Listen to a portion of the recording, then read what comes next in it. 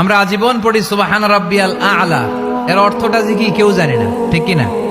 তো চোখ দিয়ে পানি নামবে কেমনে? চাইনিজ ভাষা আমাদের কাছে যেরকম, কোরআনের তেলাওয়াত আমাদের কাছে অনেকটা এরকমই। চাইনিজ ভাষার অর্থ জানি না, কোরআনের আয়াতের অর্থ জানি, কিন্তু এই কথা বললে কি আল্লাহ আমাদেরকে ছাড়বে?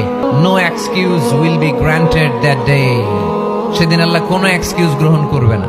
আল্লাহ আপনি আমারে ধৈর্যশীল বানান, আপনি আমারে শুকরগুজার বান্দা বানান। আল্লাহ আমার চোখে আপনি আমারে ছোট বানান, গোটা বিশ্বের মানুষের চোখে আপনি আমারে বড় বানান। সবাই পড়ি আমিন। আল্লাহ ভুল করছি, আল্লাহ মাফ করে দাও, ক্ষমা করো। আমি ক্ষমা চাইতেছি, কিন্তু আমি ক্ষমা করি না আরেকজনকে। তুমি ক্ষমা করো না, তুমি ক্ষমা চাও কোন সাহসে? কোন নারীকে যদি তার চেহারার ডিজাইন তৈরি করার সুযোগ আল্লাহ দিতেন, সে নারীটাকে বিশ্ব সুন্দরী করে তৈরি করবে, ঠিক কিনা? এটা আল্লাহ আমাদেরকে দেয় নাই, এটা আল্লাহ তাআলা নিজ হাতে রেখেছে, নিজে করেছে। তাই কারো আকৃতি নিয়ে ব্যঙ্গ করলে স্বয়ং আল্লাহর সাথে ব্যঙ্গ করার শামিল। চিল্লায় বলেন ঠিক কিনা?